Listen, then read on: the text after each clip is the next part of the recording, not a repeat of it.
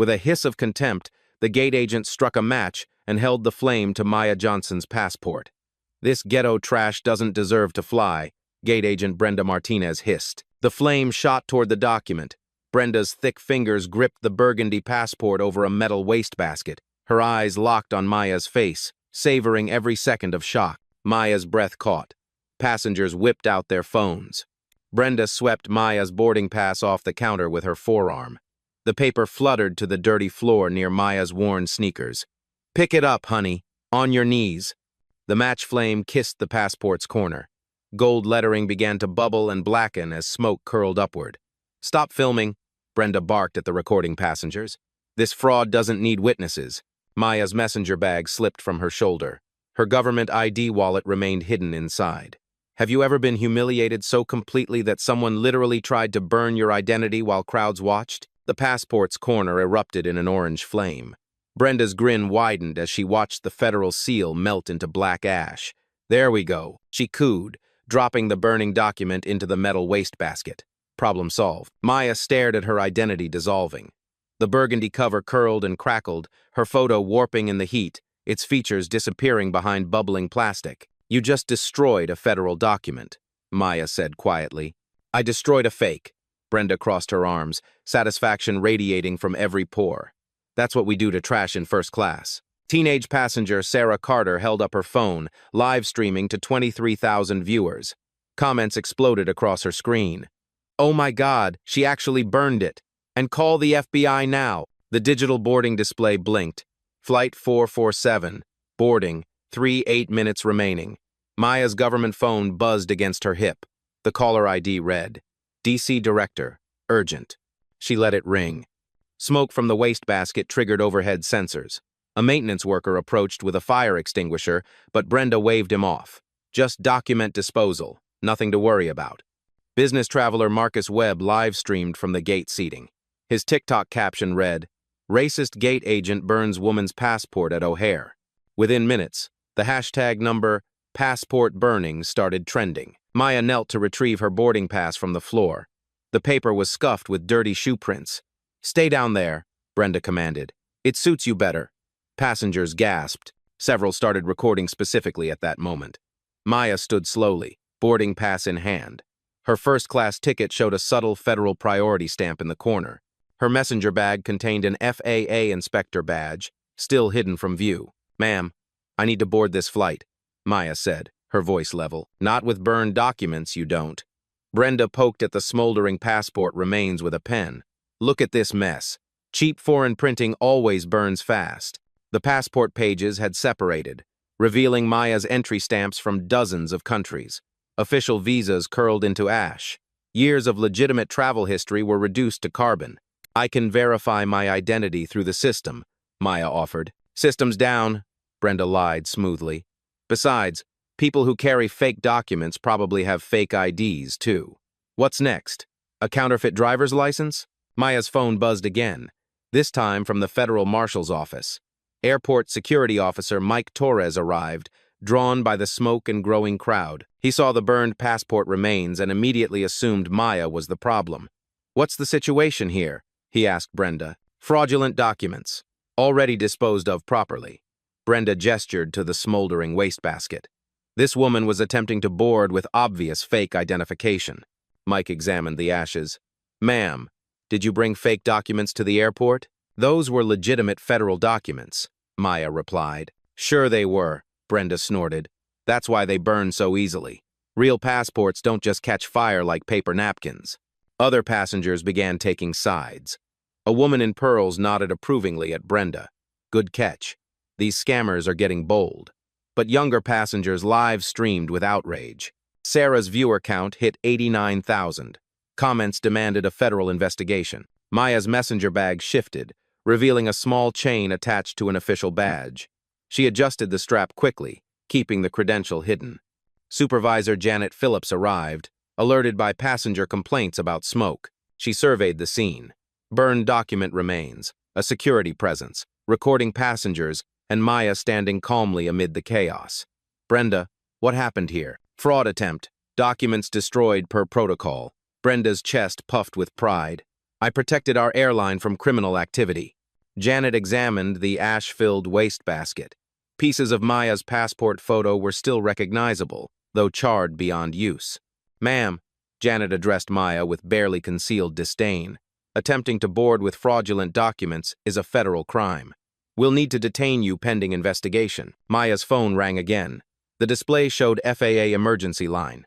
"I need to take this call," Maya said. "You need to cooperate with our security procedures," Janet replied.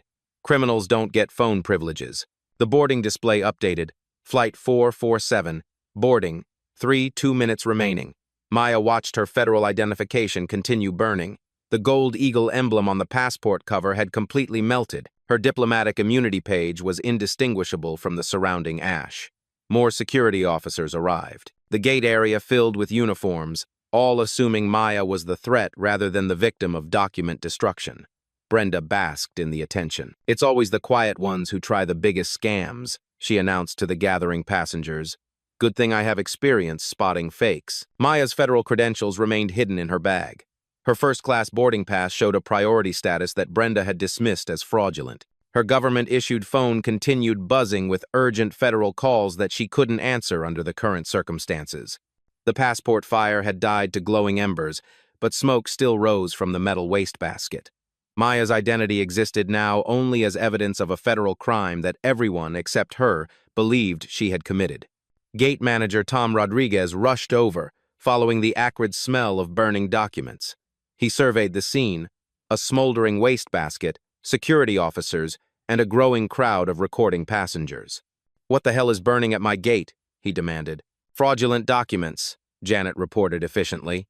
"Brenda caught this woman attempting to board with fake identification. Evidence has been properly disposed of." Tom peered into the wastebasket. Maya's passport photo stared back from the ashes. Half her face melted away. The gold federal seal had pooled into metallic droplets on the metal bottom. "Ma'am, you brought fake documents to a federal facility," he told Maya. "That's a serious crime." Maya's phone vibrated against her hip. Homeland Security priority flashed on the screen. She reached for it. "Don't touch that phone," Security Officer Mike commanded. "Suspects don't get to make calls until we sort this out." Sarah's live stream had exploded to 247,000 viewers. Her phone screen couldn't keep up with the flooding comments. "Document destruction is a federal crime, and she's destroying evidence." The boarding display clicked down. "Flight 447, boarding, 6 minutes remaining." Additional security officers arrived, forming a loose circle around Maya. She remained seated, hands visible, but her messenger bag's strap had shifted again. The small chain with the official badge was more visible now. "Look at her, acting all calm," Brenda announced to the gathering crowd. "Classic criminal behavior. They think if they don't react, we'll believe their lies." Business traveler Marcus had switched from TikTok to Facebook Live, streaming to his professional network. "This is insane. The airport employee just burned someone's passport because she assumed it was fake." But other passengers supported Brenda. An elderly man nodded approvingly. "Good for her. These fraudsters need to be stopped." Tom examined the burned passport remains more closely. Among the ashes, he spotted fragments of official seals and watermarks that looked surprisingly sophisticated for supposed fakes. "These seem pretty detailed for counterfeit documents," he muttered. Brenda's confidence wavered slightly. "High-quality fakes. That's how they fool people." Maya's government phone rang again. The ringtone was different, a priority alert tone that made several passengers look up. "That's a government phone," observed a woman in military fatigues. "Those have special tones. Criminals steal government phones, too," Brenda countered quickly. "Probably part of her whole fraud scheme." Flight attendant coordinator Lisa Park arrived with the flight crew. Captain James Morrison examined the situation with professional concern. "We have smoke at the gate and security involvement," Morrison said. "What's the reason for our delay?" "Document fraud investigation," Tom replied. "A passenger attempted to board with burned, fake identification." "Burned?" Morrison looked puzzled. "Why would fake documents be burned?" "Because they were obviously fake," Brenda insisted. "Real documents don't burn like that." Maya finally spoke. "Sir, all paper documents burn when exposed to flame. Material composition doesn't prevent combustion." Morrison studied Maya more closely. Her calm, precise language struck him as unusually professional for someone caught in document fraud. The boarding display updated again. "Flight 447, boarding, 2 minutes remaining." Maya's phone showed 17 missed calls from federal numbers. Her bag had shifted further, revealing more of the official badge chain. The FAA inspector credential was almost visible. "Ma'am, what's that badge in your bag?" asked Security Officer Jennifer Walsh. Maya glanced down. "Personal identification." "More fake IDs," Brenda declared triumphantly. "I bet she has a whole collection of fraudulent documents." Tom reached for Maya's bag. "We'll need to examine all identification." "I'd prefer to handle my credentials myself," Maya said quietly. "Criminals don't get preferences," Janet snapped. "You lost your rights when you brought fake documents to federal property." The live stream audience had grown to over 400,000 across multiple platforms. Hashtags, number passport burning, and number airport racism dominated trending topics. Comments demanded a federal investigation and employee termination. Captain Morrison's radio crackled. "Flight 447, this is the tower. We're showing an extended ground delay at your gate. Roger, tower. Document investigation in progress." Maya watched more ash from her passport flutter in the air-conditioning breeze. Her diplomatic visa page had been reduced to black flakes scattered across the gate floor. Years of legitimate international travel history literally blown away. "This is taking too long," complained a first-class passenger. "Can't we just remove her and board?" "Federal protocol requires a full investigation," Tom explained. "Document fraud is serious business." Maya's messenger bag had shifted completely now.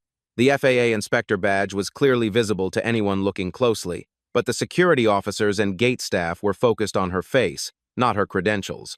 Brenda poked at the passport ashes again with her pen. "Look how completely it burned. Cheap foreign materials, probably made in someone's basement." Airport police officer Derek Carter arrived, drawn by the crowd and smoke reports. He examined the burned document remains with professional interest. "Ma'am, these look like they might have been legitimate documents," he told Maya. "Federal passports have specific burning characteristics due to security features." Brenda's face reddened. "I know fake documents when I see them. 15 years of experience. Experience doesn't change chemistry," Maya replied calmly. "All organic compounds combust at similar temperatures." Officer Carter studied Maya more intently. Her technical language and composed demeanor under stress seemed inconsistent with typical document fraud cases. The boarding display showed, "Flight 447, boarding, 8 minutes remaining." Maya's phone rang with the special federal emergency tone again. This time, several passengers recognized the distinctive sound. "That's definitely a government phone," said the military passenger. "I've heard those tones in federal buildings." "Stolen government property," Brenda insisted desperately, part of her criminal enterprise. Maya's bag had now shifted enough that her FAA credentials were partially visible. The gold eagle emblem caught the overhead lighting. Officer Carter noticed the gleam. "Ma'am, what kind of identification do you have in your bag?" he asked professionally. Maya looked directly at him. "Federal identification, officer." The words hung in the air. Brenda's confident smirk began to fade. Tom stepped closer to examine Maya's bag. Janet's eyes narrowed as she processed what Maya had just claimed. Captain Morrison moved forward. "What kind of federal identification?" Maya reached slowly for her messenger bag as hundreds of passengers recorded and over 500,000 people watched online, waiting to see what credentials would emerge from the bag of the woman whose passport had just been burned to ash. Maya reached into her messenger bag with deliberate calm. She withdrew a leather credential wallet and placed it on the counter next to the smoldering passport remains. The gold FAA Eagle emblem caught the overhead lights. She opened the wallet slowly. Inside, her federal identification gleamed. Maya Johnson, Chief Inspector, Federal Aviation Administration, Criminal Enforcement Division. Silence crashed over gate B12. Brenda's pen clattered to the floor. Her face drained of color as she read the badge over and over, as if the letters might rearrange themselves into something less devastating. That's not possible," she whispered. Maya placed her Department of Transportation enforcement authorization next to the credentials. The official seal was identical to the one that had just melted into metallic droplets in the wastebasket. "Chief Inspector Maya Johnson, FAA Criminal Investigation Unit," she said quietly. "Badge number 4782. Federal Law Enforcement Authority under Title 49 U.S.C. Section 44701. Tom's hands trembled as he examined the credentials. The holographic security features were unmistakable. The federal authority signatures were authentic. The enforcement powers listed were extensive. "You're a federal agent," he breathed. Chief Inspector, Maya corrected. And you just watched your employee destroy federal identification during an active undercover investigation. Janet grabbed the credentials with shaking hands, desperate to find some flaw. But the Department of Transportation letterhead was genuine. The federal prosecutor liaison contact information was real. Maya's photo stared back from official government plastic. This has to be fake, too, Janet said desperately. More fraudulent documents. Maya pulled out her tablet and accessed the federal database. Would you like to verify my credentials through the Federal Law Enforcement Officer Safety Act database? My commission number is FAA 782922024. Officer Carter stepped forward, recognizing Federal Law Enforcement Authority. Ma'am, I deeply apologize for any misunderstanding. You followed protocol, officer, Maya interrupted. Miss Martinez, however, committed multiple federal crimes on live stream video witnessed by over 500,000 people. Brenda stared at the burned passport remains she had created, the federal seal she had melted, the government property she had destroyed while the world watched online. I didn't know, she stammered. It looked fake. The quality seemed wrong. Maya pulled out her official notebook and began writing with precise strokes. Miss Martinez, employee badge 4471, deliberately destroyed federal identification at 7:23 a.m. Central Time. Physical evidence. Passport ashes in a metal wastebasket. Witnesses present. Approximately 200 passengers.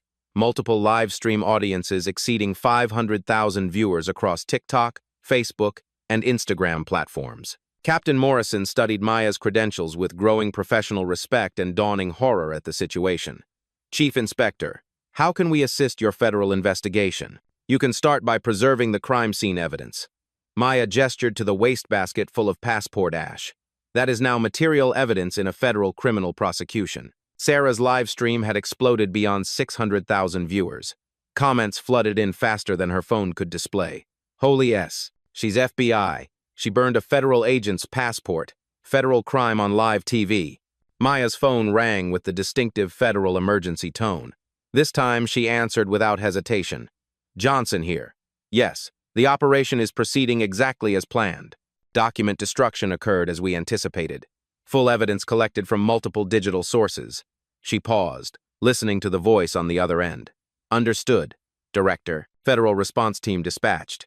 ETA 8 minutes. Tom's face went pale as the implications crashed over him. Federal response team. Maya continued her call, speaking with a calm authority that contrasted sharply with the chaos around her. Approximately 200 direct witnesses. Over 600,000 remote viewers via social media platforms. Complete video documentation from 17 different angles. Chain of custody established. Another pause. Yes, sir. A textbook federal crime captured in real time with maximum evidentiary value. Brenda sank into a nearby chair, the weight of her actions finally hitting her. This was supposed to be fake, she whispered to herself, staring at the ash-covered wastebasket. The document looked so suspicious. It had to be fake. Miss Martinez, Maya said, ending her call. Legitimate federal documents look exactly like legitimate federal documents because they are legitimate federal documents. There is no visual difference between my passport and any other valid U.S. passport issued by the State Department. Janet frantically tried to distance the airline from Brenda's criminal actions. Chief Inspector, please understand this was not authorized by management. This was completely unauthorized. Individual employee misconduct. Maya knelt and carefully collected ash fragments from around the wastebasket, placing them in evidence bags. Federal law under 18 U.S.C. Section 1361 doesn't distinguish between authorized and unauthorized destruction of government property. The crime occurred regardless of corporate approval or knowledge. She pulled out her tablet and began systematically documenting the scene. High-resolution photographs of the passport ash scattered across the gate floor, video recordings of the federal seal melted into metallic droplets, screenshots of the hundreds of phone recordings capturing the entire incident from every conceivable angle. Under 18 U.S.C., Section 1361, willful destruction of government property, carries a maximum penalty of 10 years in federal prison and fines up to $250,000, Maya announced to the gathering crowd of passengers, airline staff, and security personnel. Brenda's confident demeanor had completely collapsed. 10 years in federal prison? When the destruction specifically targets federal law enforcement identification during an active criminal investigation, federal sentencing guidelines recommend the maximum penalty, Maya explained with clinical precision. Additional charges under 18 U.S.C. Section 1505 for obstruction of federal proceedings carry up to 5 years each. Airport security officers began recognizing the full scope of what had occurred. A federal law enforcement agent's identity documents had been deliberately destroyed by an airline employee in front of hundreds of witnesses and broadcast live to hundreds of thousands online. Chief Inspector, Officer Carter asked respectfully, "What kind of federal investigation were you conducting here?" Maya closed her tablet and looked directly at him. Systematic discrimination patterns in airline customer service operations. Specifically, document challenges and identity verification procedures based on passenger appearance, rather than legitimate security protocols. The devastating irony settled over everyone present.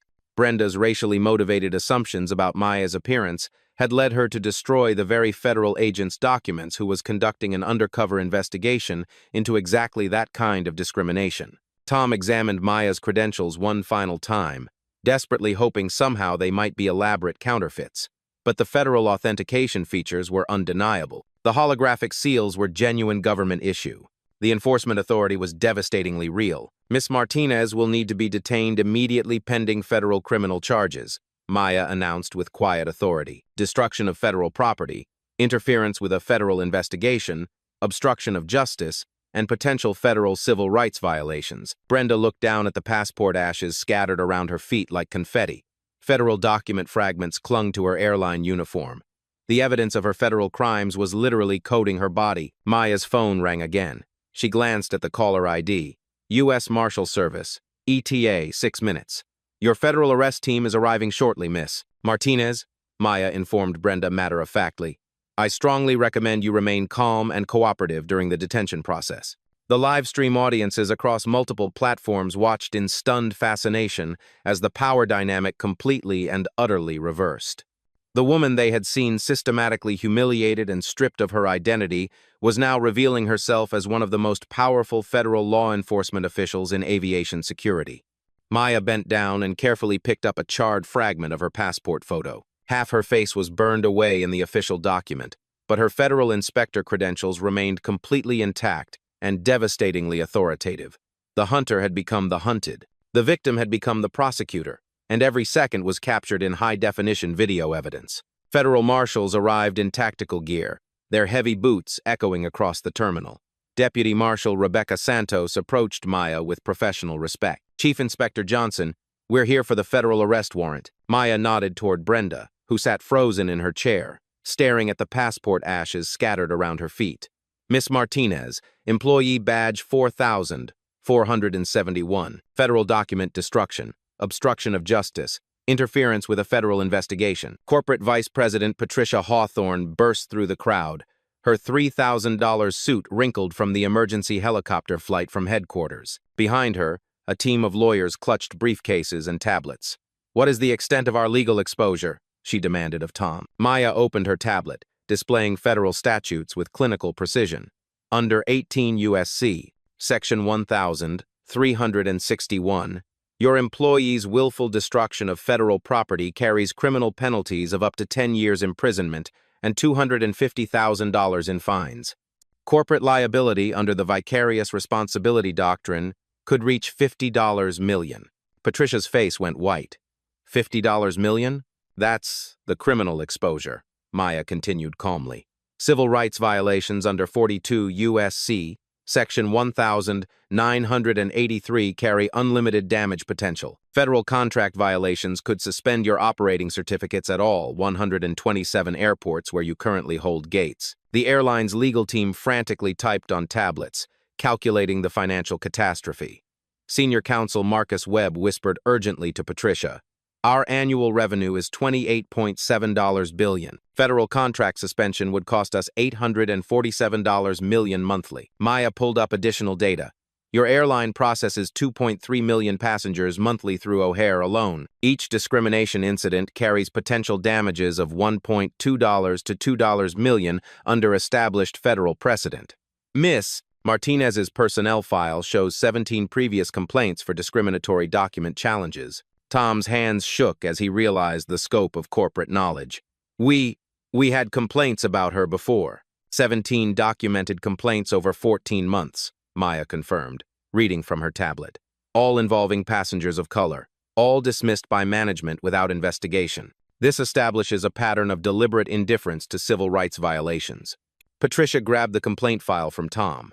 Her legal team examined the documentation with growing horror.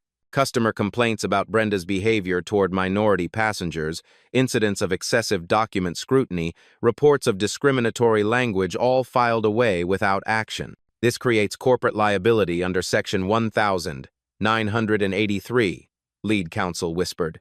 Deliberate indifference to constitutional violations. Federal prosecutors arrived, led by Assistant U.S. Attorney David Kim. Maya briefed him efficiently while Patricia and her lawyers watched in panic.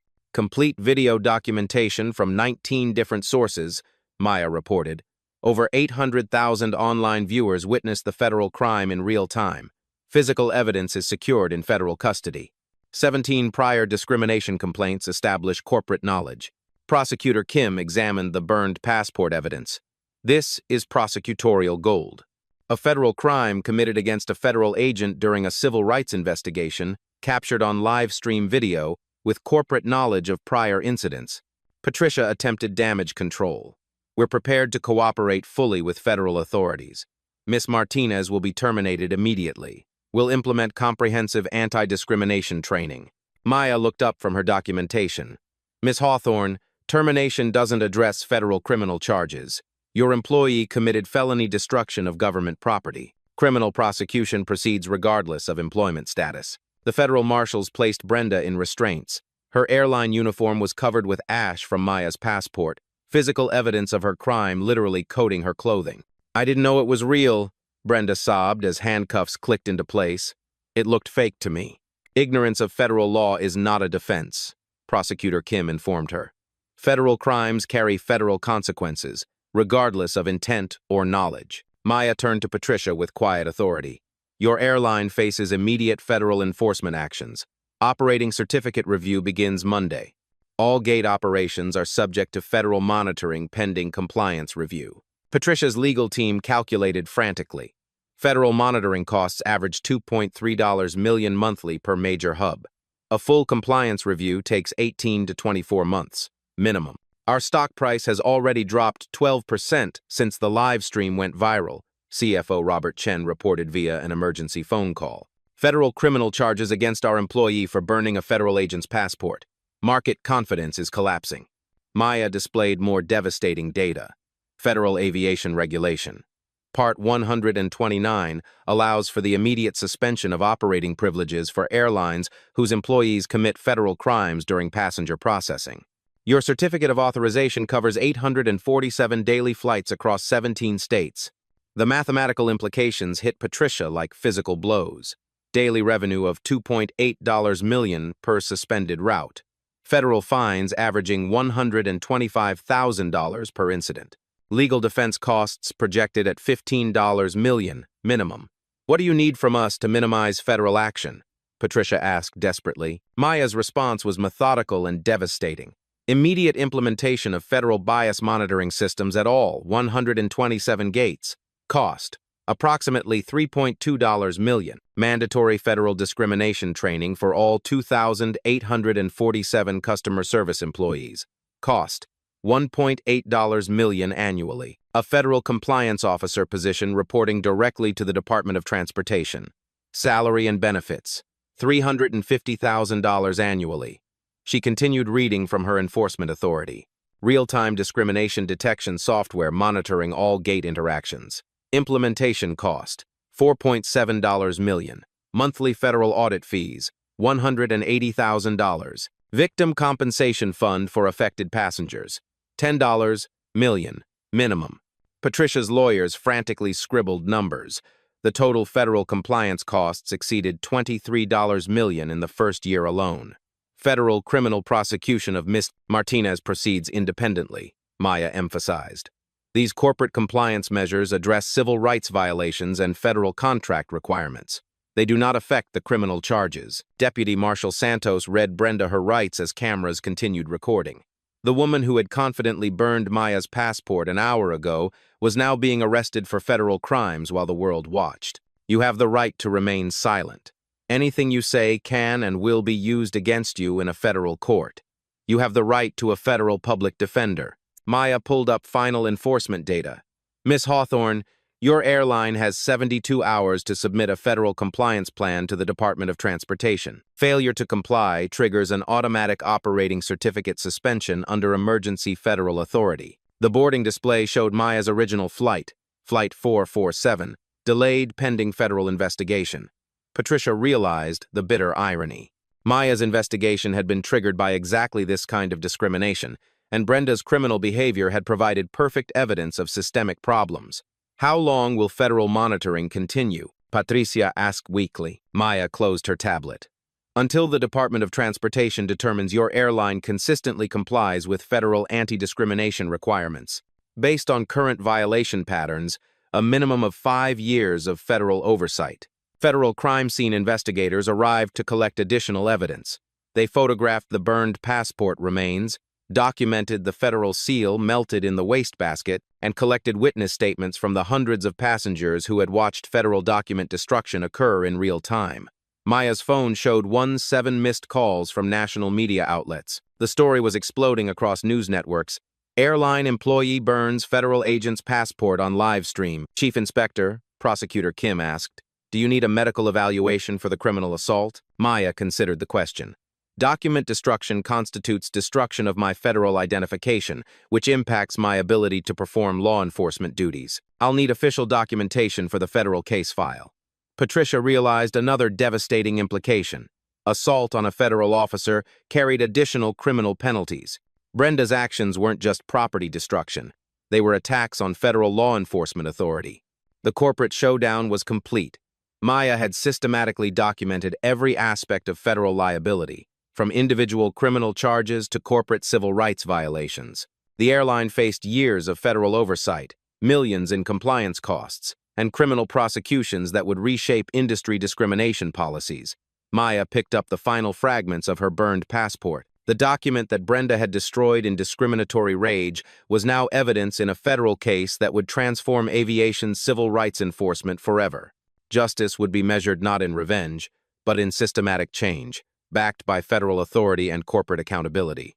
3 months later, Federal Courthouse, Chicago. Judge Margaret Carter brought down her gavel with decisive authority. Miss Martinez, you have pleaded guilty to the federal destruction of government property under 18 U.S.C. Section 1361. The court sentences you to 36 months in federal prison, followed by 2 years of supervised probation. Brenda Martinez, wearing orange prison scrubs instead of her airline uniform, nodded through tears. The passport ashes that had once clung to her clothing were now evidence exhibits in federal court. Your actions, Judge Carter continued, represent a direct attack on federal law enforcement authority.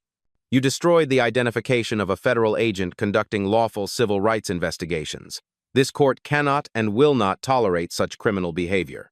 Maya sat in the gallery, watching justice unfold with quiet satisfaction. Her replacement passport lay in her briefcase, identical to the one Brenda had burned, but this document would never be destroyed by discriminatory rage. Department of Transportation Headquarters, Washington, D.C. Secretary of Transportation Maria Rodriguez signed the landmark Aviation Civil Rights Enhancement Act into law. Maya stood beside her as cameras captured the historic moment.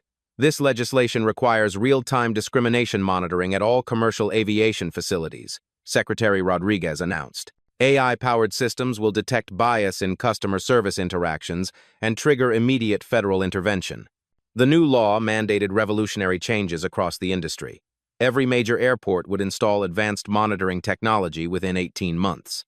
Federal bias detection algorithms would analyze gate agent interactions, flagging discriminatory language or behavior for immediate review. Maya had authored the technical specifications. The system monitors voice patterns, body language, and interaction duration, she explained to assembled aviation executives. It identifies statistical deviations that suggest discriminatory treatment. O'Hare International Airport, Gate B12, renovated. Tom Rodriguez wore a new title, Federal Compliance Director. His office overlooked the gate where Maya's passport had been burned. A permanent memorial plaque read, "Dedicated to equal treatment under law." The gate had been completely restructured. Digital monitors displayed real-time federal discrimination statistics. Customer service representatives wore body cameras connected directly to Department of Transportation servers. Every interaction was recorded, analyzed, and scored for bias indicators. "We processed 2,847 passenger interactions daily," Tom reported to his federal oversight team. AI monitoring has reduced discrimination complaints by 89% in 3 months. Employee bias training is now mandatory monthly, not annually. Federal Aviation Administration Headquarters. Maya's corner office displayed her burned passport photo in a frame, a reminder of how discrimination could target anyone, even federal agents. Her new title reflected expanded authority: Director, Aviation Civil Rights Enforcement Division. Her team had grown from 12 to 47 investigators. Federal funding had increased to $23 million annually, enabling systematic discrimination audits at every major aviation facility. "We've documented 1,247 discrimination incidents since the O'Hare passport burning," Maya reported to Congress. "Our enforcement actions have resulted in $127 million in federal fines and compliance investments." Legal precedent established. The federal court's conviction of Brenda Martinez had established binding precedent for similar cases. Federal agents conducting civil rights investigations now received enhanced legal protection under expanded federal statutes. United States v. Martinez has been cited in 73 subsequent federal cases, legal scholar Professor Eleanor Vance noted. It established that discrimination against federal agents during investigations constitutes obstruction of justice with enhanced penalties. The burned passport had become evidence in a landmark case that strengthened federal civil rights enforcement across all industries, not just aviation. Present day. Maya's office. Maya held the framed fragment of her burned passport photo. Half her face remained charred black, but her eyes in the undamaged portion reflected the quiet determination that had transformed an entire industry. Her assistant knocked softly. "Director Johnson, the aviation executives are here for the annual Bias Prevention Summit." Maya nodded, placing the burned document back on her desk. That passport fragment had become the most powerful piece of evidence in federal civil rights enforcement history. The lesson.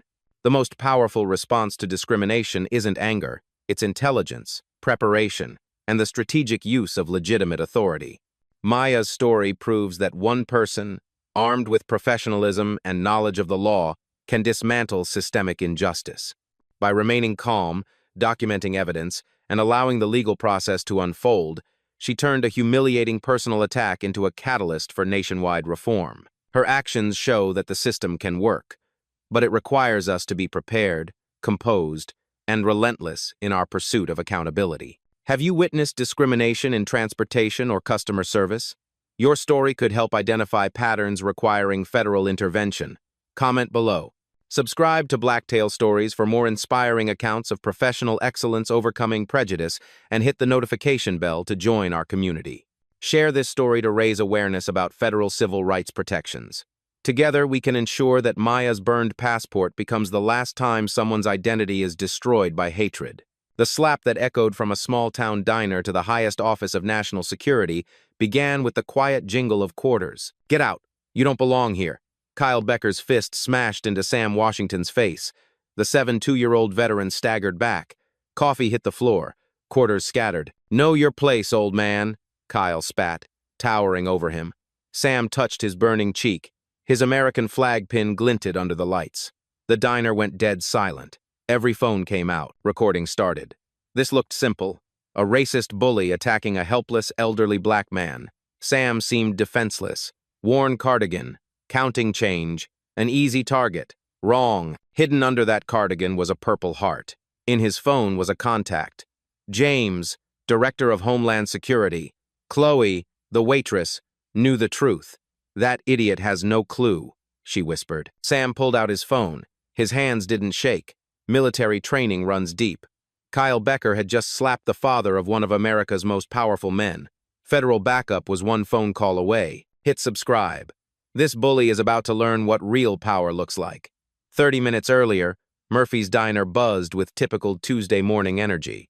Steam rose from fresh coffee pots. Local farmers filled corner booths, discussing crop prices and weather forecasts. The smell of bacon and hash browns filled the air in Millbrook, population 3,847, where everyone supposedly knew everyone. Sam Washington pushed through the glass door at exactly 7:30 a.m., just like every Tuesday for the past 3 years. His routine never varied.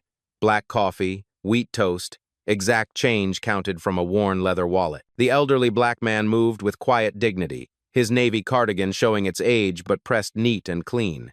Chloe Davis looked up from behind the counter and smiled. The young waitress had memorized his order long ago.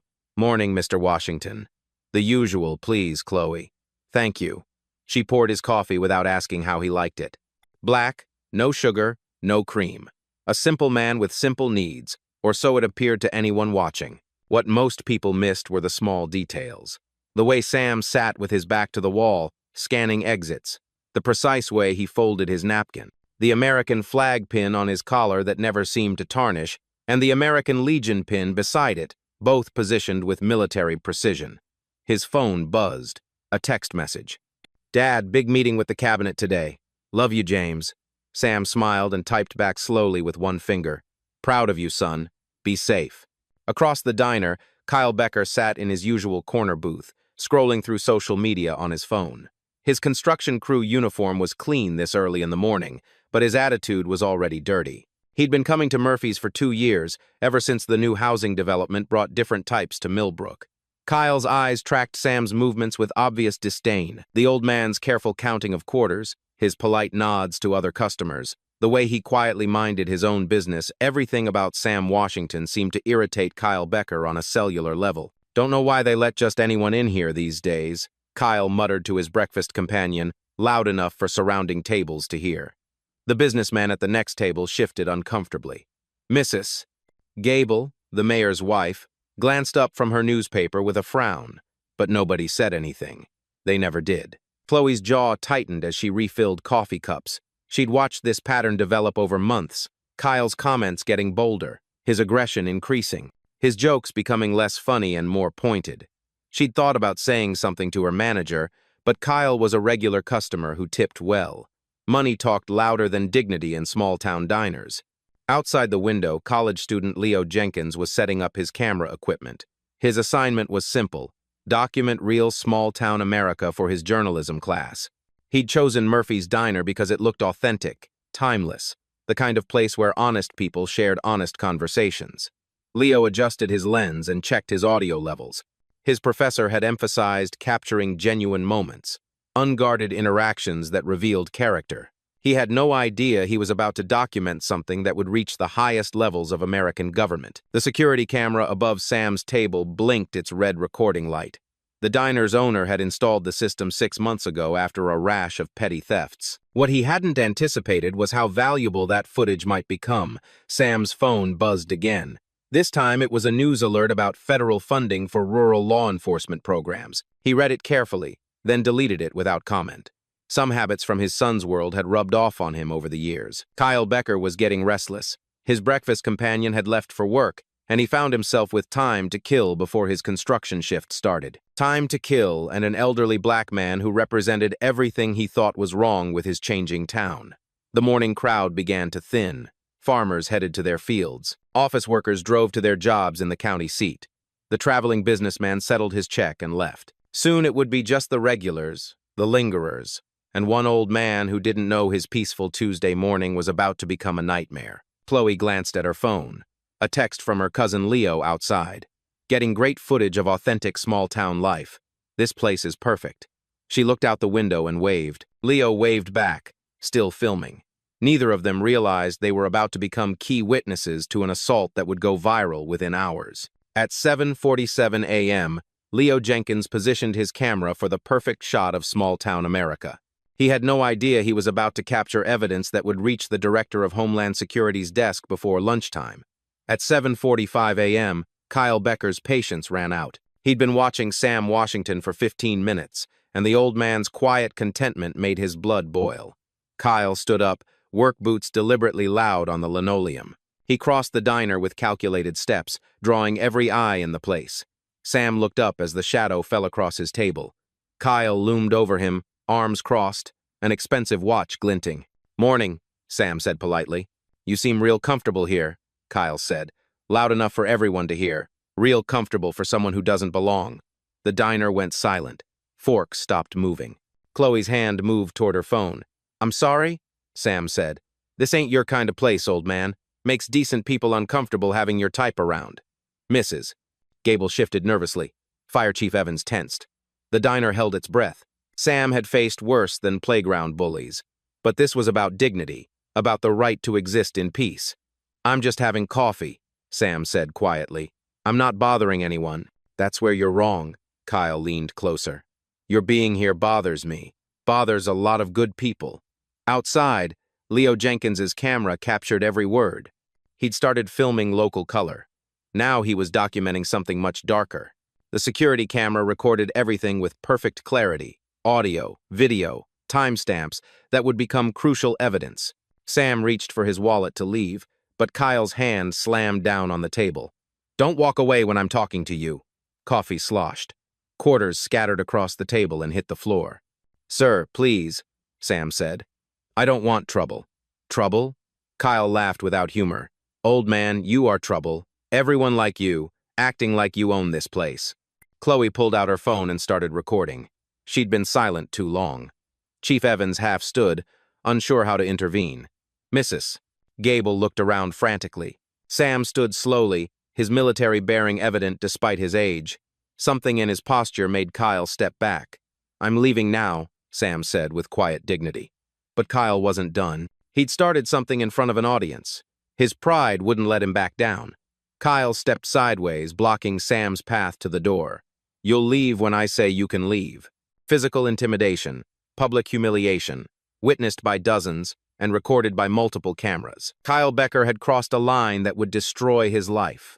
At 7:52 a.m., Leo Jenkins zoomed in, his journalism training recognizing something significant. He had no idea he was documenting an assault that would reach federal investigators. Sam Washington stood trapped between the table and Kyle Becker's bulk. The construction worker's chest puffed out, feeding off the attention from the silent diner. This was his moment, his chance to put someone in their place with an audience watching. "Please move," Sam said, his voice steady despite the situation. "Make me, old man." Kyle's lips curled into a sneer. "What you gonna do? Call your mommy?" The racist taunt hit its target. Sam's jaw tightened, but his military training held. Never escalate. Never give them an excuse. But Kyle Becker wasn't looking for excuses anymore. "You people think you can just waltz in anywhere," Kyle continued, his voice rising. "Think you own everything? Well, this is my town, and I decide who belongs." Sam stepped to the left, trying to go around. Kyle shifted to block him. I said, "You're not leaving." That's when Kyle shoved him. Hard. Sam stumbled backward into the table. His hip caught the edge. Coffee cups crashed to the floor. The sound of breaking ceramic filled the diner like gunshots. "Hey!" Fire Chief Evans stood up. "That's enough." But Kyle was just getting started. The shove had felt good. The power, the control, the way the old man's eyes widened in shock. He wanted more. "Mind your own business, Evans," Kyle snarled without taking his eyes off Sam. "Unless you want some, too." Chloe Davis raised her phone higher, making sure she captured everything. Her hands shook, but the video stayed steady. "Stop it, Kyle! He's done nothing wrong! Shut up, Chloe! You want to keep your job? You'll stay out of this." The threat silenced her words, but not her camera. She kept recording. Sam tried to steady himself against the table. At 72, a hard shove could mean broken bones, serious injury. But what hurt more than his hip was the humiliation. The way every person in the diner was watching him be degraded. "Now you're going to apologize," Kyle demanded, "for making decent folks uncomfortable." "I apologize if my presence upset you," Sam said quietly, "but I've done nothing wrong." Wrong answer. Kyle's face turned red. "If my presence upset you? You arrogant piece of the slap came without warning." Kyle's open hand cracked across Sam's cheek with brutal force. The sound echoed through the diner like a whip crack. Sam's head snapped to the side. His American flag pin caught the light as he staggered. Complete silence, then chaos. Jesus Christ. Chief Evans moved toward them. "Oh my God." "Mrs." Gable gasped. "You asshole," Chloe screamed. Outside, Leo Jenkins's camera zoomed in automatically. Inside, Chloe's phone captured the perfect angle. The security camera recorded it all in high definition. Sam's hand went to his burning cheek. Blood trickled from where Kyle's ring had cut the skin. For a moment, the elderly veteran looked exactly like what he appeared to be, a helpless old man being brutalized by a racist thug. But then, something shifted in Sam's posture. His shoulders straightened, his chin lifted. 72 years of dignity and military training kicked in. "You just made a serious mistake," Sam said quietly. Kyle laughed. "Yeah? What are you going to do about it, Grandpa?" Sam reached into his pocket, not for a weapon, but for his phone. "I'm going to call my son." "Your son?" Kyle's laughter got louder. "What's he going to do? Come fight your battles?" Sam scrolled to his contacts. The first name on the list: James, Director, Homeland Security. But Kyle Becker was too high on adrenaline and racism to notice the phone. He was performing for his audience, drunk on power and applause that wasn't coming. "Hit me back, old man," Kyle demanded. "Come on, show everyone what you're really made of." Chief Evans stepped closer. "Kyle, you need to stop this right now." "For what?" Kyle spun around. "You gonna arrest me? For what? Teaching some respect?" That's when Sam dialed. The phone rang once, twice, then a voice answered. "Dad, is everything okay?" The diner went dead quiet. Something in that voice, that immediate concern, that authority, this wasn't someone's cousin or nephew. This was someone important. "James," Sam said calmly. "I'm fine, but there's been an incident." Kyle Becker's laughter died in his throat. "Dad, are you hurt? Where are you? I can have agents there in 20 minutes. The voice came through Sam's phone speaker, clear and authoritative. Every person in Murphy's diner heard it. Every phone camera captured it. The security system recorded it all. Kyle Becker's face went white. "Agents?" he whispered. "No, son," Sam said calmly into the phone. "I'm not seriously injured, but I wanted you to hear about this directly before it hits the news. Before it hits the dad. What happened? Who hurt you?" Sam looked directly at Kyle Becker, who had gone from aggressive bully to a statue in 5 seconds. "A man named Kyle Becker just assaulted me at Murphy's diner in Millbrook. It's all been recorded." The silence in the diner was deafening. "Sir," Chloe approached Sam carefully. Is that really your son?" Sam nodded. "James Washington. He runs the Department of Homeland Security." Fire Chief Evans slapped his forehead. "Jesus Christ, Kyle, do you know what you just did?" Mrs. Gable gasped so loud it echoed. "The James Washington? The director? Dad, I'm sending a protective detail immediately." James's voice continued through the speaker. "And our legal team will want statements from all witnesses." The word legal hit Kyle like ice water. His mouth opened and closed like a fish. His gold ring suddenly felt heavy on his fingers. His expensive watch seemed to tick louder. "Oh," he whispered. "Oh, oh, oh." Chloe's Instagram Live exploded. The viewer count jumped from 50 to 200 to 800 to 3,000 inches real time. Comments flooded the screen. "Oh my God, is that the Homeland Security guy's dad? Kyle Becker is about to get destroyed. Screenshot everything. Someone's going to federal prison." Outside, Leo Jenkins nearly dropped his camera. He'd been filming what he thought was small-town racism. Instead, he'd captured an assault on the father of one of the most powerful men in America. "Dad, are the local authorities there yet?" James's voice cut through the chaos. "Not yet," Sam replied. "But Fire Chief Evans is here. He's a witness." Evans stepped forward, his face pale. "Mr. Washington, I saw everything. Kyle Becker assaulted you unprovoked." Kyle found his voice, a panicked crackle. Wait. This is just a misunderstanding. No harm done, right, Sam? I mean, Mr. Washington." "Sir." Sam looked at the man who'd called him garbage 5 minutes ago. The man who'd shoved him, slapped him, humiliated him in front of a room full of people. "The harm was done when you assumed who I was based on how I look," Sam said quietly. "But I didn't know. I didn't know who your son was. And that makes it acceptable?" Kyle's face crumpled. The reality was sinking in. He'd just committed a federal crime, on camera, against the father of the Director of Homeland Security. Leo Jenkins's hands shook as he uploaded the raw footage to YouTube. His title, "Shocking Racist Attack.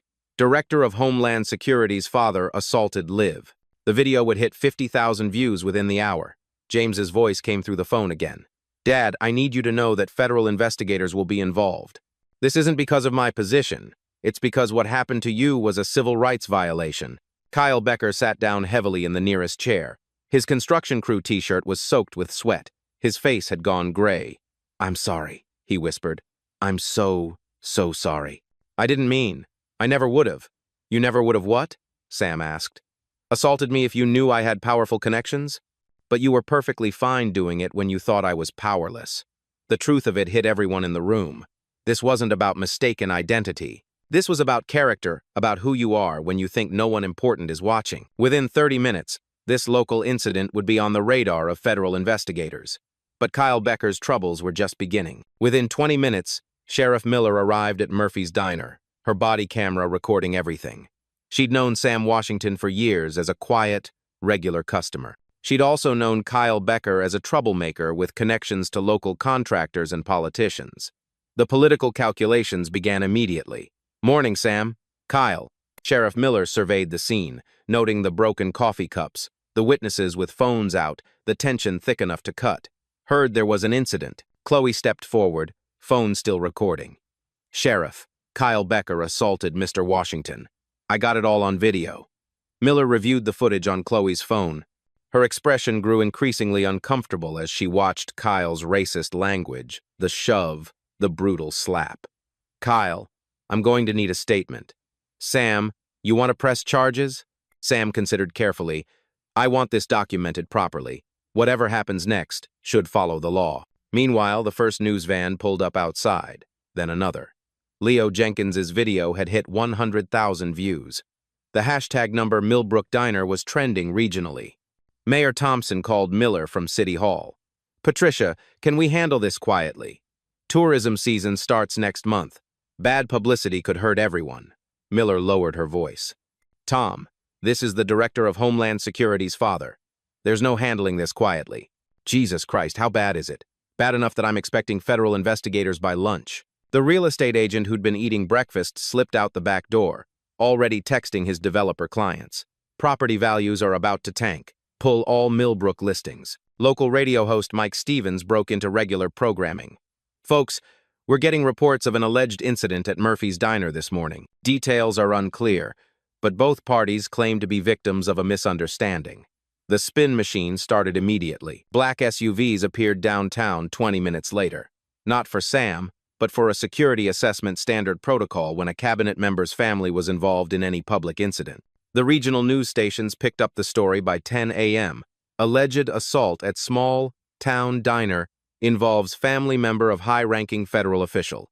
Local man claims incident blown out of proportion by outside agitators. Federal civil rights investigators reportedly en route to Millbrook. The town began choosing sides. Team Justice grew rapidly. Chloe's Instagram followers jumped from 800 to 15,000. Regional civil rights groups started making calls. Veteran organizations expressed outrage. The hashtag number Respect Our Elders began trending. Team Deflection circled the wagons. Local Facebook groups exploded with comments. "Small town values under attack. Political correctness destroying America. Outside forces exploiting a minor dispute." Kyle Becker, advised by his hastily hired lawyer, released a statement through the local newspaper. "I sincerely regret any misunderstanding that occurred this morning. Mr. Washington is a valued member of our community. Sometimes tensions run high in small businesses and words get taken out of context. No mention of the physical assault.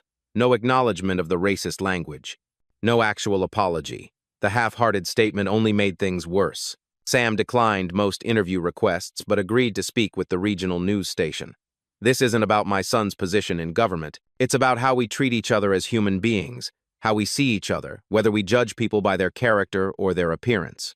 His dignity in the face of hatred made the story go viral faster. By noon, security experts were analyzing the camera footage. Clear evidence of premeditated assault, racial language unmistakable, a textbook civil rights violation. Sheriff Miller found herself in an impossible position. She couldn't bury this. Too many cameras, too much attention. But she also couldn't afford to alienate the local power structure that kept her in office. Her statement to reporters was carefully neutral. "The investigation is ongoing. All parties are cooperating. We take any allegations of assault seriously."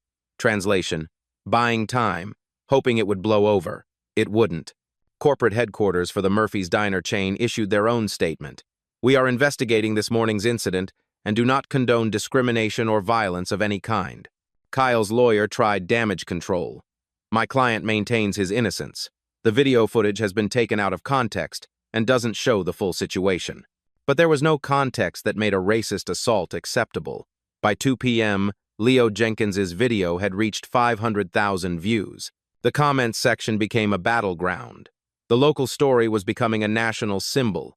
As the story went national, investigators discovered this wasn't an isolated incident. Phone records and social media posts revealed a pattern that went deeper than anyone imagined. 48 hours after the assault, federal civil rights investigators arrived in Millbrook. Agent Sarah Carter led the team not because of James Washington's position, but because the video evidence had triggered automatic review protocols for hate crimes. What they discovered shocked everyone. This wasn't an isolated incident. This was a pattern. Agent Carter spread case files across the conference table at the sheriff's department. Each folder represented a different victim, a different incident, but the same ugly truth. March 2024. An elderly Hispanic man accused of shoplifting at Millbrook Grocery. Security footage later proved his innocence, but not before he was publicly humiliated and banned from the store. January 2024. A black family questioned about belonging at the community center during their child's basketball game. Police called for trespassing on public property. November 2023. A Native American veteran challenged at a voting location, required to show extra identification despite having proper credentials. September 2023. Asian college students reported as suspicious for studying at the public library after dark. Every incident involved minorities. Every incident involved public humiliation. Every incident was dismissed as a misunderstanding. Agent Carter's team found something else. A digital paper trail. Email chains between city council members discussing tourism concerns and changing demographics. Shadowy private Facebook groups with names like Millbrook Heritage Foundation and Citizens for Traditional Values. Coordination between local business owners to make certain customers feel unwelcome. The money trail was even more damning. Kyle Becker had donated $5,000 to the Millbrook Business Development Fund. That fund had lobbied for enhanced security measures throughout downtown. Those security measures included additional cameras and safety patrols, but only in certain neighborhoods, the ones where minorities had recently moved. Financial records showed a deliberate economic strategy. 3 minority-owned businesses had closed in 18 months. Property values in their areas had dropped, making them attractive to developers connected to city officials. It wasn't random racism, it was systematic exclusion for profit. Social media excavation revealed Kyle Becker's true thoughts. His Facebook history showed years of posts about protecting small-town values and maintaining community standards. Private group messages used language that would make a Klansman blush. More devastating were the deleted posts. Cyber forensics recovered messages from the night before the assault. Old man comes in acting like he owns the place. Time to remind him where he stands. Community meeting tomorrow about the problem. People might need to make an example. Some folks need to learn respect. Sometimes lessons get physical. Sheriff Miller's role became clear, too. Her response patterns showed deliberate negligence. Incident reports filed but never investigated. Complaints labeled as misunderstandings without follow-up. Media contacts minimized or buried entirely. When pressed by federal investigators, Miller admitted she'd received over a dozen complaints about discriminatory treatment in 18 months. Her action on those complaints? 0. The witnesses began finding their voices. Janet Williams, a bank teller, came forward with internal documents showing Kyle Becker's loan applications contained discriminatory language about undesirable demographic shifts affecting property values. Chief Evans revealed he'd been documenting incidents for 6 months, keeping his own files because official channels were useless. Mrs. Gable, the mayor's wife, provided the biggest bombshell. Her husband had received multiple complaints about harassment and had deliberately chosen to ignore them. He said it wasn't worth the political cost, she admitted. He was afraid voters would blame him for attracting outside attention. The institutional audit revealed systematic failure. Federal funding for community policing programs had been misdirected. Civil rights compliance records were fabricated. Grant applications contained false information about diversity and inclusion efforts. Local journalists uncovered the broader network. Millbrook wasn't unique. Similar patterns existed in 7 neighboring towns. Coordinated social media campaigns, shared legal strategies, political donations linking officials across county lines. The resistance had been organized, funded, and strategic. Dr. Rebecca Martinez, a civil rights attorney, arrived with her team to represent the victims. She'd seen this before. Small towns using economic pressure and social intimidation to maintain racial exclusion. This represents a modern form of sundown town tactics, she explained to reporters. Instead of signs saying certain people aren't welcome, they use systematic harassment, economic pressure, and official indifference. The scope was staggering. Financial records, email chains, social media coordination, and witness testimony all painting a picture of deliberate, systematic racism designed to exclude minorities from economic and social participation. Community members formed the Millbrook Unity Coalition. Chloe Davis co-founded it with Fire Chief Evans, Mrs. Gable, Reverend Johnson from the Black Church, and Rabbi Sarah Miller, representing interfaith support. Their goal wasn't just justice for Sam Washington, it was dismantling the entire system of exclusion. As evidence mounted, Kyle Becker realized his problems extended far beyond one slapped veteran. Anonymous threats began arriving at the investigators' hotel rooms. Someone didn't want the full truth coming out. 72 hours after the assault, Sam Washington's quiet life became a nightmare. Phone calls started at 3 a.m., heavy breathing, racist slurs, death threats that made federal agents wince. "Your boy can't protect you forever, old man. We know where you live." Accidents happen to people who don't mind their business. The harassment escalated. Sam's garbage was scattered across his lawn every morning. His mailbox was smashed with a baseball bat. Racial slurs were spray-painted on his garage door in blood-red letters. Worse than the property damage was the isolation. Neighbors avoided eye contact. The grocery clerk pretended not to see him. His Tuesday coffee routine became impossible. Chloe Davis faced her own terror campaign. Anonymous messages flooded her social media. Immigration status can change quickly for loudmouth waitresses. Your work schedule is posted online with your home address. Her followers received coordinated harassment. Fake accounts posted her personal information. Someone created deepfake videos showing her vandalizing property. Leo Jenkins's college experience turned hellish. His email was hacked, sending racist memes to professors. His academic records were leaked online. Fake accounts impersonated him, posting violent threats. The cyber attacks were sophisticated, coordinated. Someone with resources was orchestrating a campaign to silence the witnesses. Sheriff Miller visited Sam privately, with no body camera recording. "Look, Sam, this has gone too far. Maybe consider dropping the charges, for everyone's sake." "Whose sake?" Sam asked. "The town's. People are getting hurt. Property values are dropping. Businesses are suffering. Because I got assaulted? Because you made it public. Some things are better handled quietly." "Are you asking me to let a racist attack slide to protect property values?" Miller looked away. "I'm asking you to think about the consequences." "I am," Sam said. "That's why I'm not backing down." Mayor Thompson called James directly, bypassing Sam entirely. "Director Washington, your father is creating divisions. Perhaps some family influence could resolve this privately. Are you suggesting I interfere with a federal investigation? Some situations require flexibility. You're calling felony assault a minor incident?" The call ended abruptly. Thompson had made things worse. Kyle Becker's legal team filed nuisance lawsuits.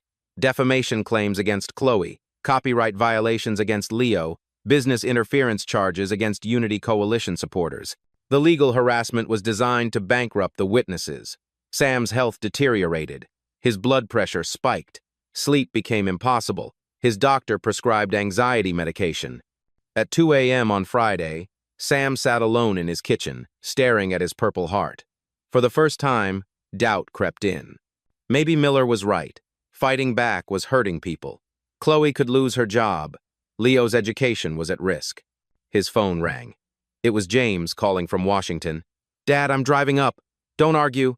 Son, I'm tired. Maybe this isn't worth it." "What did you tell me when Bobby Martinez was bullying kids at school?" Sam remembered. "Bullies only stop when someone stands up. If you stay quiet, nothing changes." The next person might not have a son who can help. James arrived at 4 a.m., finding his father in the darkness, looking older than 72. "They're trying to break you, Dad. That's what bullies do when they can't win fairly. But I'm bringing trouble to good people. If you surrender, Those people face the same thing next time, with no cameras, no protection, and no justice. The father-son conversation became the turning point. Sam's resolve returned. Evidence tampering began immediately. Murphy's security system suffered a catastrophic failure. The sheriff's files were accidentally deleted. County servers crashed during scheduled updates. Someone was spending serious money to cover tracks. Direct threats arrived at Homeland Security. Federal officials' families aren't immune to accidents. A security detail was assigned to Sam. His privacy evaporated. Federal agents followed him everywhere. The community split into armed camps. Pro-Sam supporters organized vigils. Anti-Sam factions spread rumors about federal occupation. Financial pressure mounted. Kyle's allies filed endless legal challenges. Court dates multiplied. Legal fees skyrocketed.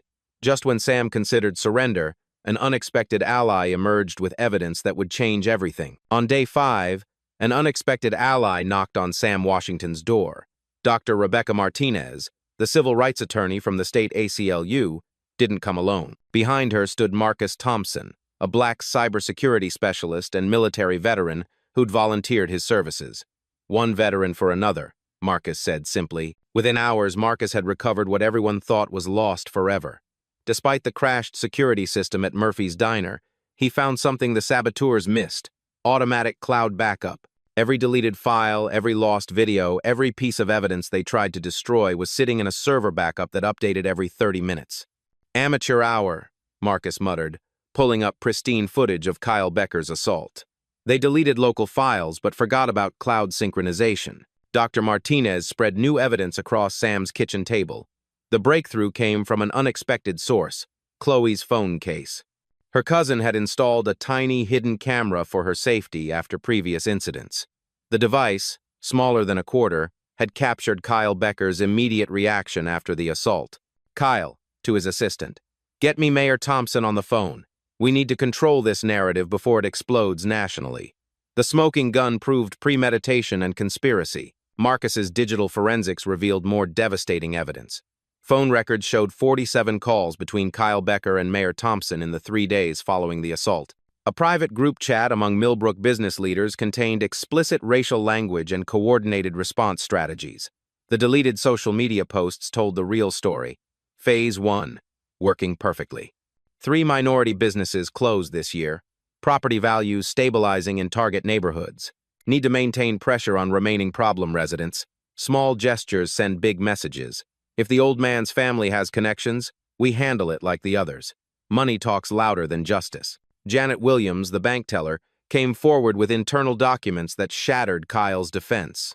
His business loan applications contained discriminatory language about demographic concerns affecting property values.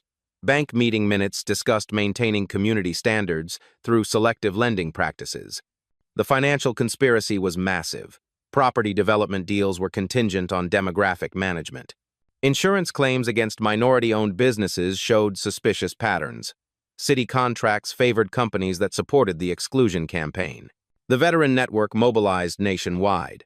Colonel Sarah Davis, retired, issued a statement. "American veterans don't abandon each other. Sam Washington served his country with honor. We stand with him." Social media exploded with support. The number Veterans for Sam trended nationally. Military bases shared Sam's story. VA hospitals posted solidarity messages. Dr. Martinez assembled a legal powerhouse. Federal civil rights prosecutors joined the team. Military legal advocates offered pro bono services. Media law specialists protected witnesses from harassment. Chloe Davis found her voice through the Unity Coalition. Her video statement went viral. "I'm not just fighting for my job. I'm fighting for every person who's been made to feel like they don't belong in their own community." Leo Jenkins's documentary project evolved into a full investigation. Additional footage surfaced from his original filming. Interviews with affected families, historical context of exclusion practices, expert analysis of systematic discrimination patterns. The reversal of intimidation began. Dr. Martinez filed restraining orders against the harassment campaigns. Nuisance lawsuits were dismissed with prejudice. Federal protection extended to all witnesses. Marcus upgraded security for everyone involved, not federal agents, but private security veterans supporting Sam's cause. The harassment stopped immediately when perpetrators realized they were being watched by professionals. The evidence vault grew daily. 47 hours of video documentation, 200 pages of written testimony, financial records spanning 3 years, digital communications proving coordination, and expert analysis confirming civil rights violations. Independent journalists arrived from major outlets. National civil rights organizations sent representatives. Legal scholars offered academic support. The small-town story became a case study in modern resistance to racism. Sam regained his strength, seeing the widespread community support. I thought I was fighting alone. Now I see this was never about just me. The opposition's strategy backfired spectacularly. Their harassment campaign had generated more evidence against them. Their legal intimidation brought national attention. Their financial pressure triggered a federal financial crimes investigation. Mrs. Gable, the mayor's wife, provided the final devastating blow. She'd been secretly recording her husband's phone calls for months, documenting his role in the conspiracy. "I couldn't stay silent while my husband enabled systematic racism," she told investigators. Her recordings revealed coordination between city officials, business leaders, and law enforcement to maintain racial exclusion. The town meeting was scheduled for Friday night. Both sides prepared for the final confrontation. The pro-justice coalition had documented evidence, witness testimony, legal support, and national attention. They offered a reconciliation pathway, acknowledgement, accountability, and systematic reform. The resistance faction tried last-ditch intimidation, economic fear tactics, political pressure campaigns, and anonymous threats against community leaders. But their power was broken. Too many people had found courage. Too much evidence was public. Too many allies had joined the fight. The night before the town meeting, someone leaked Kyle Becker's private messages to social media. Screenshots spread across every platform. His real thoughts about minorities, his coordination with officials, his celebration of successful exclusion tactics. The whole town was about to see exactly who Kyle Becker really was. Day 6 brought an explosion that shook Millbrook to its foundation. Leo Jenkins's documentary trailer dropped on YouTube at 6 a.m. The Sam Washington Story, When Dignity Meets Power. 500,000 views in 6 hours, 1 million by noon. Comments flooded faster than moderators could process. Number Justice for Sam trended nationally alongside number Millbrook Accountability. Celebrity endorsements poured in. Professional athletes shared the video. Musicians posted solidarity messages. The leaked screenshots of Kyle Becker's private messages went viral simultaneously. His real thoughts, captured in his own words. "These people need to learn their place. Small actions send big messages. If we don't maintain standards, property values tank and our community changes forever." The old man got lucky with his son's connections. Most don't have that privilege. The racist language was undeniable. The coordination was documented. The conspiracy was exposed. Reverend Johnson organized an interfaith prayer vigil that drew 300 people from 5 counties. Military Honor Guard volunteers stood at attention. Local business owners attended, many publicly for the first time. Media coverage was respectful and extensive. The economic response was swift and devastating for Kyle's supporters. Murphy's Diner faced a boycott that cut business by 60%. Corporate headquarters received thousands of angry emails.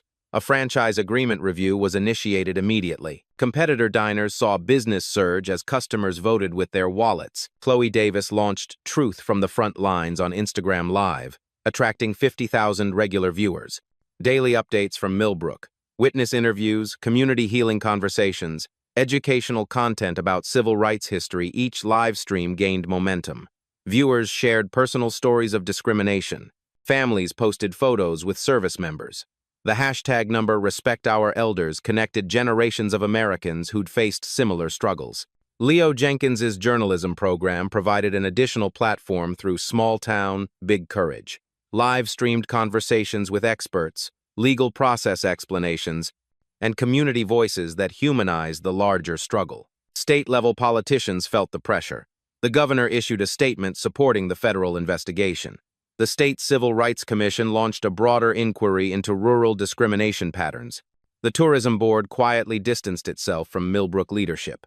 National attention intensified when congressional representatives issued statements supporting Sam. The Veterans Affairs Department offered resources. National civil rights organizations mobilized their network. Corporate accountability accelerated. The Murphy's Diner CEO was forced to issue a public apology and announce mandatory diversity training for all franchises.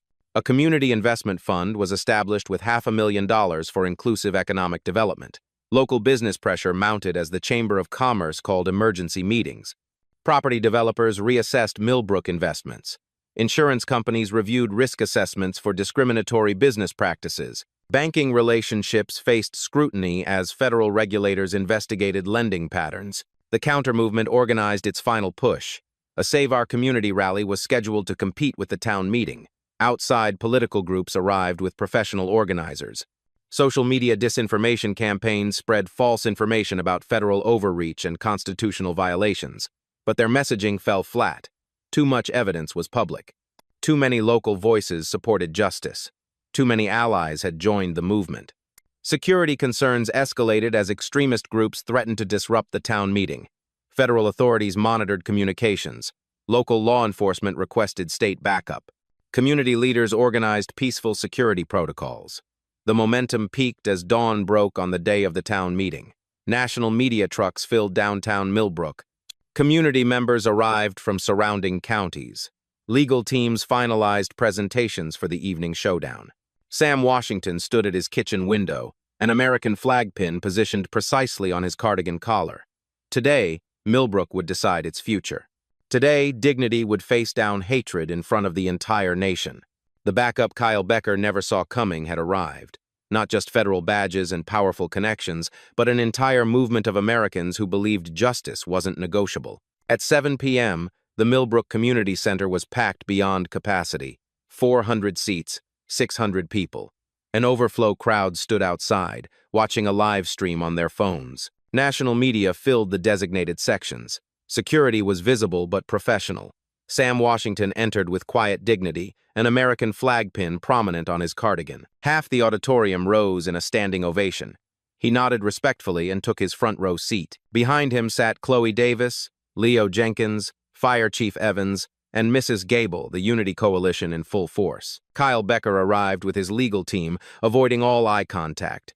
He slumped in the back with his remaining supporters, his face gray with stress. His expensive watch felt heavy. His gold rings caught no light. Federal mediator Linda Hayes called for order. Experienced, neutral, she commanded immediate respect. We're here to address the assault of Sam Washington and determine a community response. Evidence will be presented.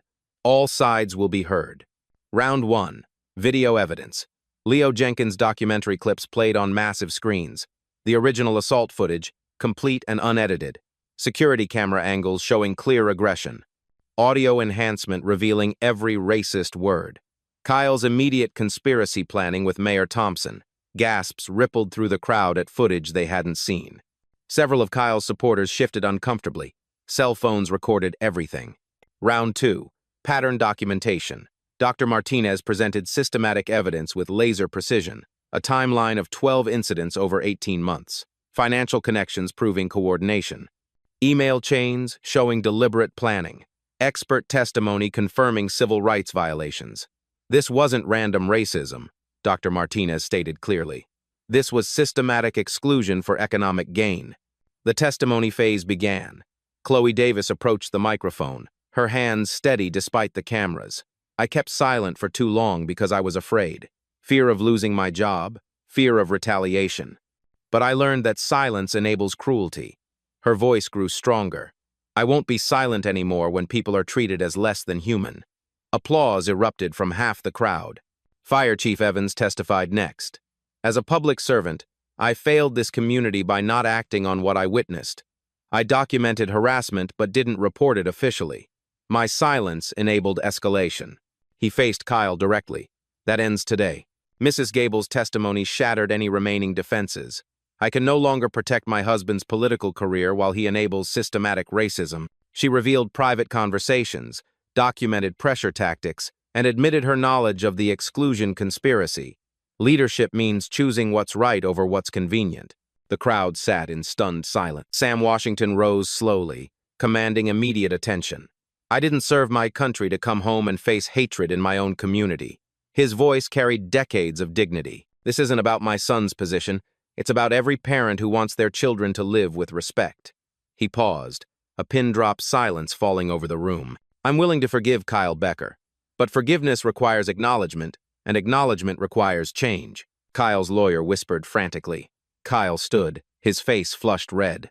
This has been blown completely out of proportion. One bad moment doesn't define someone's character.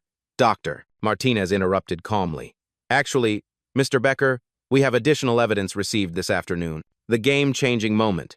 A recently discovered email from Kyle Becker to business associates sent 3 days before the assault. Dr. Martinez read from the printed evidence. Phase 1 successful. 3 minority businesses closed this year. Property value stabilizing in target areas. Tourism committee pleased with demographic management. Maintain pressure on remaining targets for Phase 2 completion. The auditorium exploded. Half the crowd was shocked, half vindicated. Kyle's face was completely white. Even his supporters stared at him with horror. Mediator Hayes called for order. Mr. Becker, would you like to respond? A long pause. Kyle realized his complete isolation. His own supporters were backing away. I may have used poor judgment in some communications. Sam Washington stood again, the picture of grace under pressure.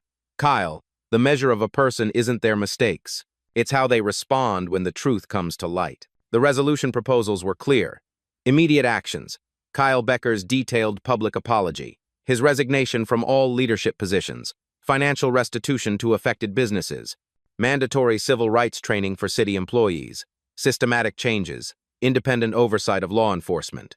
A civilian review board for discrimination complaints. Inclusive economic development. Community healing programs. The community vote was decisive. 347 inches favor of full accountability measures, 89 against or abstaining, and 164 supporting reconciliation with strict conditions. Justice had won, but the healing would take time. As the crowd filed out, Sam Washington shook hands with former opponents. Dignity had triumphed over hatred. But the real test would come tomorrow, when the cameras left and the real change had to begin. 3 months later, Millbrook was transformed. Federal civil rights charges were filed against Kyle Becker. A $2.3 million settlement compensated affected community members. Federal monitoring of local law enforcement would continue for 3 years. The local leadership changed completely. Mayor Thompson resigned, replaced by Chloe Davis in a landslide election. Sheriff Miller retired early, with Fire Chief Evans winning her position unanimously. 4 new Unity Platform Council members were elected. Murphy's Diner reopened under new management with mandatory diversity training. 3 minority-owned businesses opened within months, supported by the Community Investment Fund, which had reached $500,000. New tourism campaigns advertised Millbrook as a place where everyone belongs. Sam Washington returned to his quiet routine, now a respected elder statesman. Every Tuesday, he still ordered coffee, black, and wheat toast at Murphy's. The new management knew his order and never charged him. Mayor Chloe Davis balanced her duties with waitressing 1 day a week to remember where I came from. She began planning Millbrook's first diversity festival. Leo Jenkins's documentary won the State Journalism Award and earned him a full scholarship. His follow-up series, Small Towns, Big Change, was picked up by a major network. The healing was real. Interfaith reconciliation services drew participants from across political lines. Kyle Becker attended quietly, participating in community service without publicity. Sam became a regular guest speaker at Millbrook High School. Dignity isn't something you're given, he would tell the students. It's something you maintain. The ripple effects spread nationally. 47 communities implemented reforms using the Millbrook model. Congressional legislation was proposed based on the legal precedents. Total views of the original videos and documentary reached 12.7 million. The community fund exceeded $847,000. Similar investigations were launched in 23 states. 6 months later, a detective called Sam about a new case in a neighboring county. Sam, we have another situation involving an elderly veteran. We could use someone who understands dignity under fire. Sam paused, looking at his American flag pin. Some fights are worth fighting twice, detective. When do you need me? A lesson for all of us. The true measure of our character isn't defined by our titles or connections, but by how we treat others when we believe no one of consequence is watching. Dignity is a right, not a privilege, and standing up to injustice, no matter how small it may seem, can empower an entire community to demand change. What did you think of Sam's response to the situation? Share your thoughts in the comments below, and don't forget to subscribe for more stories that matter.